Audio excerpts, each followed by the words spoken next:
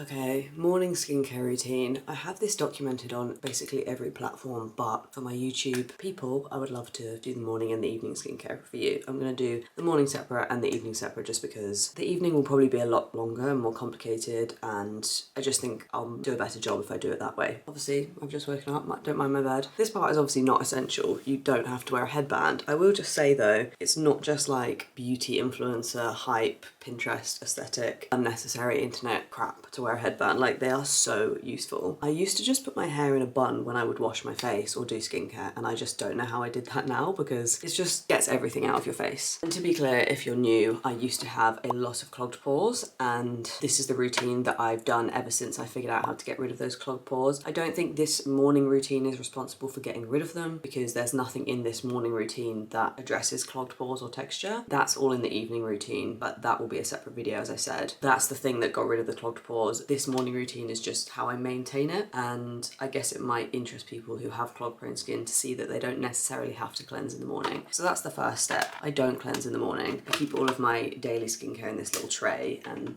keep it in my dresser over there so that when I come to the mirror I don't have to keep going there. So I'm gonna put on my eye cream. This is the first thing that I do. I literally just wake up, got out of bed about half an hour ago. I don't cleanse my face. I don't think it's bad to cleanse your face in the morning. I just stopped doing it in 2020 because I was reading something on the internet about how that might work. I also noticed that when I would wake up, my skin looks really fresh and glowy, and then when I would wash my face, my skin would feel not necessarily tight because obviously that would just indicate maybe the cleanser was the wrong thing, but I just felt like washing my face ruined it, which obviously isn't something that I wanted to feel. So I just thought, like, what if I just don't wash my face? Because if you really think about it, and obviously this isn't going to work for everyone, I'll talk about this in a minute, it's not going to work for everyone to not wash your face. I think a lot of people misconstrue what I say about not washing my face. People think that because I don't, I think that nobody should wash their face in the morning, and like everything that I do is what everyone else should do, and I'm actually never saying that. Only in some cases do I have really hard and fast rules that I think people should abide by, like wearing sunscreen, or I think having fragrance in skincare is not a great choice. But there is a difference between what I do and what I think everyone else should do, and I don't think you have to wash your face in the morning, and I don't think you have to not wash your face in the morning. Quickly on the benefits of not washing my face: keeps my barrier healthier, it keeps my skin glowier because my barrier is healthier, because every time you wash your face you're disturbing the barrier. And if you really think about it, your skin before you go to bed has been cleaned and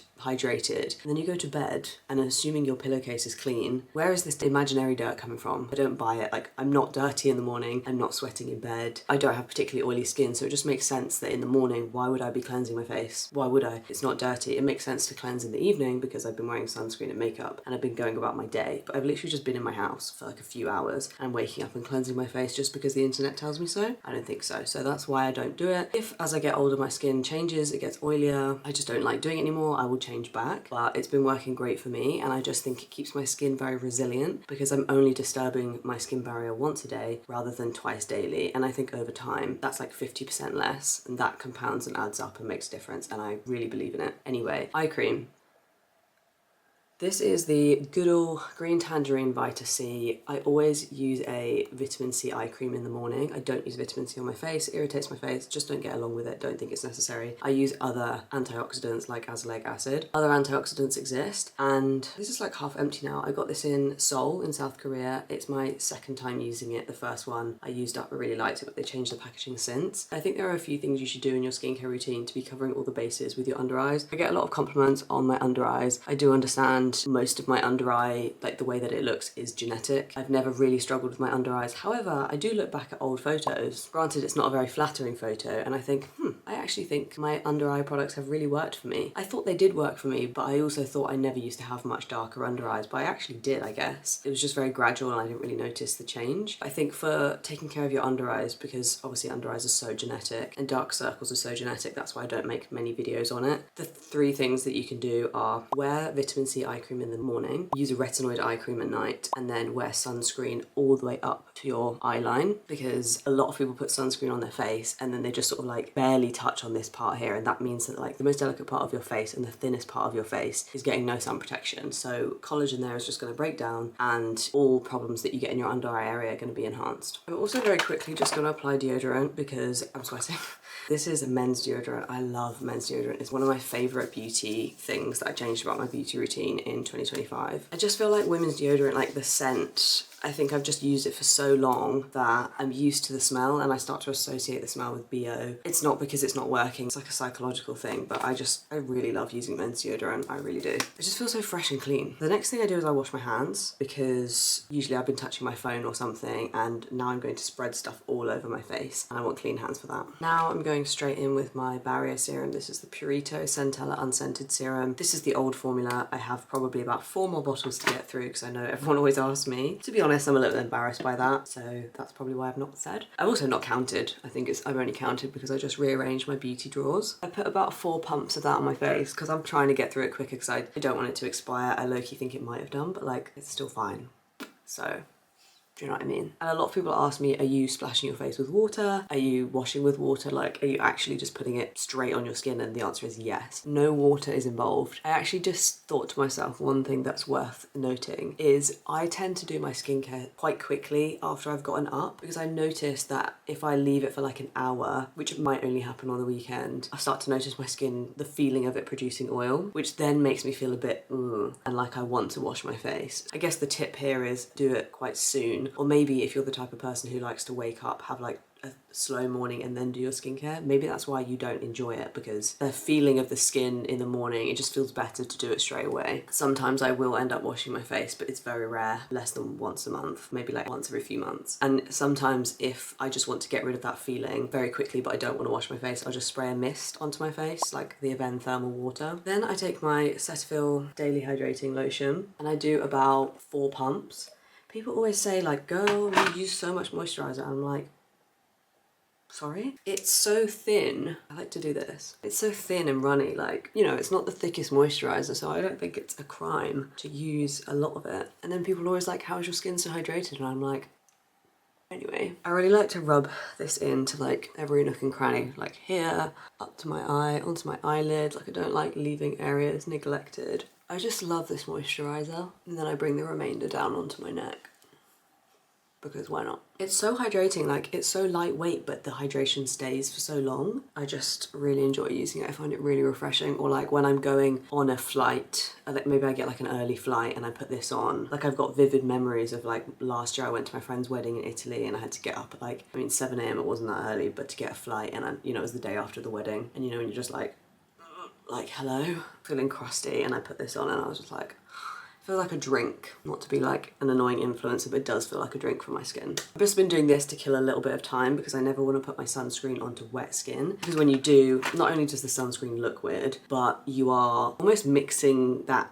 water on your skin with the sunscreen. And I hate to use the word diluting because it's not actually accurate, but it is messing with the protection of the sunscreen, because the sunscreen needs to form a film on your skin. And if it goes on wet skin, then you're messing with that. Oh, this whole video about the products and I forget to tell you. Paula's Choice Youth Extending Daily Hydrating Fluid. I only use this on my forehead. I definitely don't think that everyone watching this needs to use a different sunscreen on their forehead versus their face. It's overkill, it's so unnecessary, but I will explain why I do it. Firstly, my skin is just really breakout prone when it comes to new products. Sunscreen, it's very hard for me to find sunscreens that I can wear, and it's even harder for me to find sunscreens I can wear on my forehead because my forehead it gets clogged so easily. I've actually got a few breakouts here from my product that I've been developing. It's very humbling to create a product yourself and then have loads of breakouts from it, let me tell you that. The second reason is because I have perioral dermatitis. You might notice in this video like I have some redness here. That is perioral dermatitis. It is under control, but essentially it makes my skin even fussier with sunscreen, like even beyond the breakouts and just random sensitivities. It's just even harder to find a sunscreen. And if you think about what I do, I test a lot of products, and I'm testing my own product now, and I need to keep like a mental log of everything that I'm testing, and it just makes it easier for me to stick with the same products. Because say if I started using a new sunscreen on my face, sure, the acne is a problem and watching for breakouts, but also the perioral dermatitis, and it's not always a reaction that you get straight away. It might be a reaction that you get 3 weeks in, and it just adds a lot of complexity when I change my base routine. So I actually keep my base routine to be kind of the same, so that when I try new products, it's very obvious to me how that's affecting my skin. I'm just gonna wash that residue off my hands before I do my cheeks.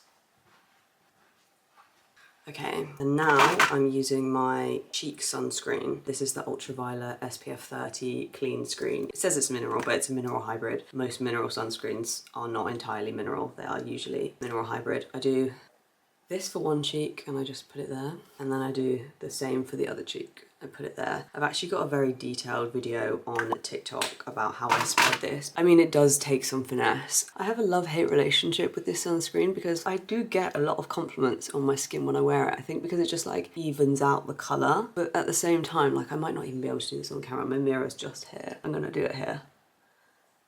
At the same time, if you spread it wrong one day, you spend the rest of the day looking like you've had chalk blown in your face. In that TikTok video, I explain in more detail like exactly what the knack is. I think for people with sensitive skin, this is such a great sunscreen, and especially if you have like rosacea or like for me, I think it really evens out this bit around my mouth. So yeah, I do have a love-hate relationship with it. I'm aware that this sunscreen was in the ultraviolet, let's call it the sunscreen scandal, but all I will say on that, because I did a whole separate video on it, is this particular sunscreen was retested after all of that happened, and it came out as like, I think it was SPF 34, so higher than the SPF. So a lot of their sunscreens came out lower, but this one came out higher, which is why I still use it. If it came out lower, then I would have to change away from it. I definitely have mixed feelings about that whole thing. It's probably not what I'm going to get into today. That's pretty much everything for my morning routine for my skincare. I would normally put sunscreen on my neck, but I'm having this rash at the moment that I'm getting allergy patch testing for, which I'm actually going to make a whole separate video on. Like, it's kind of intense. There's no way of showing you without exposing myself. I had 108 plus 10, so 118 allergens tested on my back and my arm to see if I have a contact allergy for anything that's causing this. But me and the dermatologist, we both discussed the fact that it is probably not a contact allergen. It's the fact that I don't have a chin, and when I go to bed and I sleep like this, moisture gets trapped in the fold. I've tried antifungals, antibacterials, creams, powders, everything, and it's just not going away. I've had it for 2 years. Do you know what? I really actually do want to wear sunscreen because it's been a few days now and I'm feeling guilty. If you don't have a rash on your neck, I really like this Beauty Bay SPF 50. It's just like their own brand. It's very like liquidy, which is how I like my neck sunscreen. Although I think I just saw that Beauty Bay have gone into administration, so maybe not the best recommendation. Which is a shame, because I thought Beauty Bay was decent. The rash is there whether or not I use the sunscreen, so sometimes I'm just like, oh, I don't want to irritate it more, but then I'm just like, I've run out of patience for it, and I think it's a drama queen and it needs to have a day off. That was my morning skincare routine. Any questions, let me know. I'm going to do my evening either tonight or tomorrow, and that will be a separate video.